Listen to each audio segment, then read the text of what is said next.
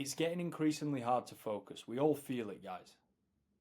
Phones, social media, algorithms, Instagram, TikTok, YouTube, Netflix, the news, current affairs, wars on the other side of the World Cup, tensions in the country, cultural issues, societal issues. There's so much going on. When was the last time you really sat down and kind of looked at everything and gone, you know what? This is what I really truly want to do in my life. Okay, what am I currently doing to move towards that? Nothing. And this is really the problem. It's like, yes, while there's a lot of stuff that's a distraction and it's fucking pointless, there's also probably more stuff that serves as a distraction but doesn't necessarily seem completely pointless. Like your favourite sports team, like your favourite music artist. Now, I'm not saying you can never have those things in your life, but if you're not truly content, free, fulfilled, happy, and satisfied with your life right now, you can't afford to give any of your mental bandwidth to any of that shit. You're focusing on the wrong things. If your screen time is over 2 hours a day, on average, your priorities are fucked. If you're watching 5-6 hours of Netflix a week, your priorities are fucked. Only when you live a life that is truly congruent with what you want in your mind would that be, what's the word I'm looking for? Acceptable. And for most people, they're not living that life. So you've got to get real. There's so much distraction that you're not even thinking about the way you should be living and the direction your life is heading in. So we need to pull our focus back, regain it, and reinvest it into where actually matters. We need to be able to focus on the direction our life's heading in and also on tasks, specific tasks, right? Which is where a lot of people struggle as well because, you know, the world we live in is so stimulating all the time. Sitting down and doing work on a laptop becomes very fucking boring. But it's that very work on the laptop that earns you money or builds your business or gets a new client, which buys you more freedom. And the snowball effect of these very small things are incredibly important. So this is a very, very important video. And I'm going to talk about 5 simple habits to regain focus and clarity. Excuse me rubbing my eyes, guys. I've got hay fever is absolutely fucking me up right now.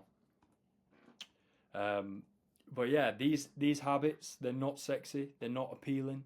You're not going to feel G'd up to go and do them. Just being fucking honest. But they're very powerful and you shouldn't overlook them. So, first one, sleep. Any hack, tip, supplement, productivity fucking cheat code that people try and recommend online rely on this being in place first. Right? There's a huge rise in like methylene blue, alpha GPC, lion's mane, all of these supplements being suggested as like the limitless pill kind of thing. But it all relies on your sleep being optimized. If you wake up after 5 hours of shit sleep, you're not motivated to do the things that you need to do. Your brain wants it to be easy. If you wake up after 8 hours of solid sleep and you feel clear-minded, you're not tired, you spring out of bed, you look at the to-do list and it's like, yeah, let's fucking go. I'm going to attack the day. I'm getting after it.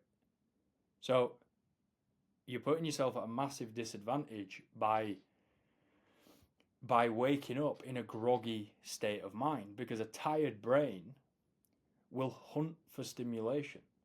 This is why you reach for caffeine even earlier. But it's not just caffeine, it's algorithms, it's getting distracted with this news article when I should be doing work. And that's, you know, our biology almost works against us at times. And our ability to make good decisions and be resilient and say, no, do you know what? I need to just focus now. I need to block all this shit out. This is very important. It just goes. And we lose time. Time just seems to evaporate from us, and we lose the day. So sleep is very important for this whole thing to work. Now, sleep protocol that I run 60 minutes before bed, dim the lights, no big lights on, just lamps, candles, no screens at all, no phone, no laptop, no computer, no TV. I use mouth tape when I sleep, no strips so I can breathe because I've got the fucking airways of a pug. And then I'll do some kind of breath work or meditation just to quieten the mind before I get in bed. If I don't do this, my mind still kind of runs. And when I get in bed, I'm just thinking about shit. So trying to empty the mind, very important. Because otherwise when I get in bed, I'm just fucking rolling about. 7 hours minimum, 8 is better. I don't get 8, I get about 7, 7.5. So I'd be lying to here to put on 8. 7 minimum. If you've got a Garmin or an Apple or a Whoop, you can track this. You can track the quality of your sleep score as well, which is very important. I would be tracking those metrics. Then we've got stillness and reflection. Now, the general premise here, the world is just so noisy. This is one of the problems. There's just so much going on. We lose touch with our own intuition. We lose touch with our own thoughts and our own feelings, and instead of working through problems, instead of thinking about where we're heading in life, instead of thinking about and giving time to the questions that matter, which is, what am I actually doing? Am I living in a way that actually is bringing me happiness and peace and fulfillment? Instead of confronting those questions, it's easier to just pick the phone up. It's easier to watch TV. None of that shit matters. You will not be on your deathbed saying you wish you watched more TV. You will not be on your deathbed saying you wish you scrolled reels more. But you will say, fuck, I wish I went for it. And our intuition holds the answers, right? Gut instinct of maybe a seed that's planted of, right, maybe go down this route. It's like I tell the story of, told it a couple of times in videos before, where, you know, I love this job now. I wouldn't do anything else. I don't think I'll ever do anything else. I didn't even know I wanted to do fitness. But I just had this thing in my mind where it was like, just have a look at the personal training shit. And when I was doing the personal training qualification, I still wasn't convinced. And this was coming out of uni, having a degree in business marketing management, having 2 brothers that went into the corporate world, having mum and dad in the corporate world, that was like, it was just a kind of dead set. It was like, well, obviously you're going to go and do this thing. And there was something in me saying, and look where that's ended up, right? A life of freedom now where nobody's telling me what to do. I wouldn't trade it for the fucking world. You couldn't pay me £10 million a year to go and take a 9-to-5 now. And I don't make a fucking fraction of that. Because for me, my values, freedom's far more important. And this brings me a lot of peace and a lot of happiness and a lot of fulfillment. And I wouldn't be in this position if I didn't make time for stillness, and I wasn't reflecting, I wasn't looking inwards, and I wasn't thinking about, where do I want to go in life? Stillness is so important. What it also does, aside from the life direction solution, is the specific task focus is improved as well, because focusing on nothing, which is what stillness is, you know, you go and find a quiet space. It could be in your house, it could be out in nature. I like to go on walks, and then I go and find a nice spot where I just try and empty my mind. Focusing on nothing, when our brains are used to focusing on fucking as much as it can get its hands on all the time, is much harder. And it trains your brain to understand that actually I'm in control and I can decide what I'm focusing on. So I recommend 10 minutes of stillness every single day. Could be on a walk. You could go and find a spot. You could do it with your eyes closed, sat indoors. And reflect. Reflect through writing. Writing is very important. When you go to a therapist, okay, think about this. People whose lives are a bit messy, okay? They don't really know where they're at. They don't really know what they've got going on in their head. They just need some help. They go to a therapist. After one 60-minute session, they feel 100 times better about their life. Why?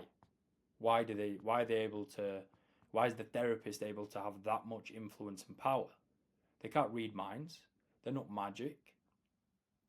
They've just asked them questions that they haven't asked themselves. That's it. It's the first time they've ever met. They don't know fuck all about this person. But they know what people aren't asking themselves. Because it's common. It's like, everyone's got their own unique problems, but it's pretty much just the same pattern showing up. People neglecting what's going on in their mind. And so your life and the direction you're heading is guided by these questions. If you don't ask the questions, you don't get the answers. So very, very important for figuring out where the fuck you're going and what the next kind of move to make is. Movement. Now you already know, guys, you know the message. Get in the shape of your life. Become a savage. Look like a Greek god. Perform like an animal.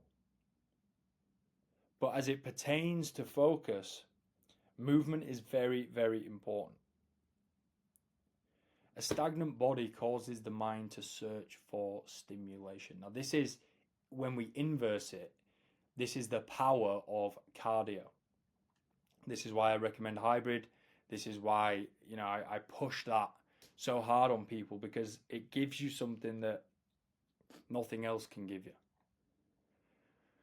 If we look at the opposite of this, when your body is moving, when your heart rate is up, when you're sweating, the mind empties itself.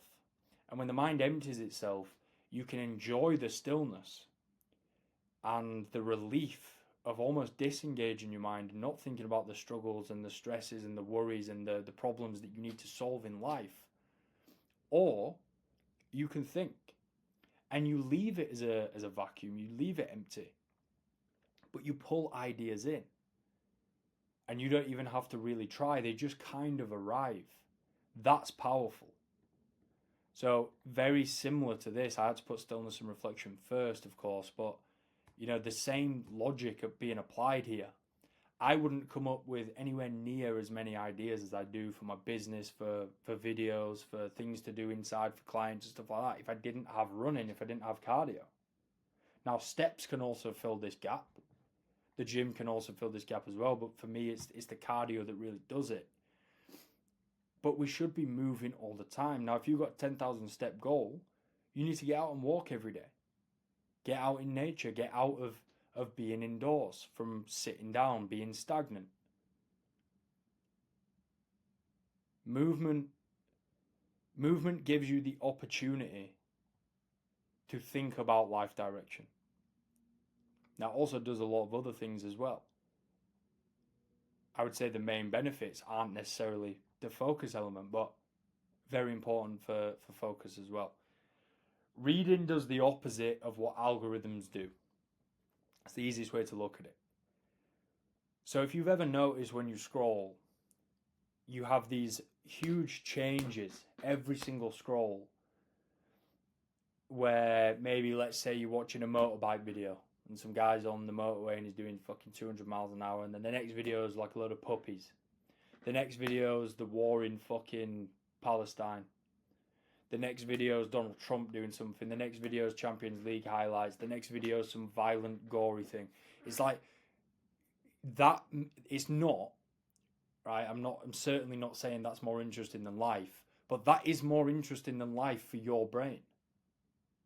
For you to put your phone down and look around and go, right, okay, I'm just sat here and there's not really much going on. It's all silent, versus all of this just information just flooding into your brain. There's no competition. That's why you get stuck, or that's why your brain just wants more and more and more. It's hyper stimulating. And what reading does is, I would argue, maybe meditation you could say is the most antithetical thing, but reading is almost there. It's the most opposing action, where you've just got to read these words on a page. There's no sound, and you have to just focus. And it just trains your brain. It trains your brain to be able to say, okay, this is what I'm doing. I'm going to give all of my attention to this. So important. So important. Now, obviously, you're getting ideas. You're getting perspectives. You're getting people's thoughts. That helps you with your life, what direction you need to go in. You're educating yourself. You're improving your vocabulary. So many things. But it's so important for focus. And if you can get your screen time down and you can start reading more and more and more, what you'll find is when you come to do work and you do boring shit, it's a lot easier to do. 30 minutes reading every day. I like to do like a little time thing. I did used to do it on pages, 10 pages, 20 pages, 50 pages. What I found though with pages is sometimes you have a slower reading day. Sometimes it doesn't flow as well. Sometimes you have to reread things a few times. And I would often, on the days that I wasn't necessarily motivated to read, if I was just reading 10 pages, it's kind of just like, I couldn't tell you what I even read. I just got my 10 pages done. And if I had a gun to my head, like, tell me what you've learned, it was very much like, well, I don't know. I just shuffled through it because I was trying to tick off the habit. If I just allow myself a little bit of time to read, sometimes I fly through. Sometimes I read fucking 40 pages. Sometimes I read 10, 15 because I'm kind of digesting it a little bit more. But 30 minutes reading every day is a great habit. Screen time, this is probably going to be pretty obvious, especially after what I've just spoken about. The biggest culprit of underachievement and laziness. Time lost and focus lost. You're losing the battle in your mind. Your brain is getting used and conditioned to hyper-stimulating dopamine sources. So if you come back after screen time to the normal shit you need to do, it's just boring. And it's already boring. You don't need more boring on top of the work you need to do. You just need to do the work. Everything on a screen is designed to be stimulating. Screens in general, bad.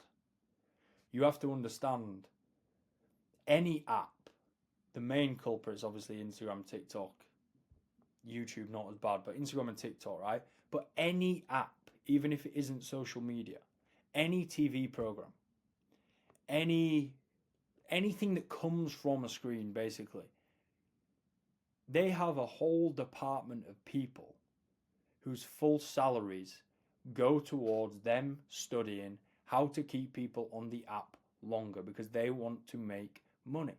You lose 10 times out of 10. You don't pay to be on Instagram, you don't pay to be on TikTok, but they get paid. Right? You're paying with focus, you're paying with dopamine, you're paying in another form of currency and you're losing. It's a one-way payment. So you gotta be autistically obsessive about your screen time. I would track it every single day. And I would put the widget on your iPhone home screen that tells you what your current daily thing is. That's what my home screen is. There's nothing else on it. It's just screen time. I'm reminded of it every single time I go on my phone. And then you can gamify it and just try and get it as low as you possibly can. And that is pretty much it, guys. This is very, very important. There's 5 habits there. We'll go over them just quickly again. 7 hours minimum sleep. 10 minutes of stillness every day. Movement. This is pretty much a basic for all of my programs with clients. 10,000 steps. Well, 10,000 steps every single client. That's minimum. Should be higher. 3 gym per week, minimum 2 cardio per week. 30 minutes reading every day. And then track your screen time every day. And I can promise you that in 30 days, not even that, in 7 days, you're going to feel so much clearer mentally. And you will be able to focus like you haven't focused in years. After 30 days, you're just going to become normal. And you will actually feel disgusting being on those apps, being on devices. You need to get clear on what direction you're heading in life. In order to do that, you have to ask the difficult questions. You have to look inwards. You have to make time for stillness. You have to assess your life. You have to assess the things that are going well, the things that aren't going well, what you feel like you're missing, what direction you want to go in. Listen to your intuition. Listen to your gut, listen to God. And then you also have task focus as well, because one without the other is just completely incomplete. If you know where you want to go in life, but you can't focus enough on the things that you need to do to get there, you'll never get there. And on the flip side, if you can focus on these specific tasks, but you have no direction, what's the point? You're just doing a lot of shit that isn't going to take you where you want to go because you don't know where you want to go. So we've got to get very clear, boys. Regain clarity, regain focus, and start moving towards the life that you want. Simple, 5 habits, not sexy, but brutally effective. Appreciate you watching. Catch you in the next one.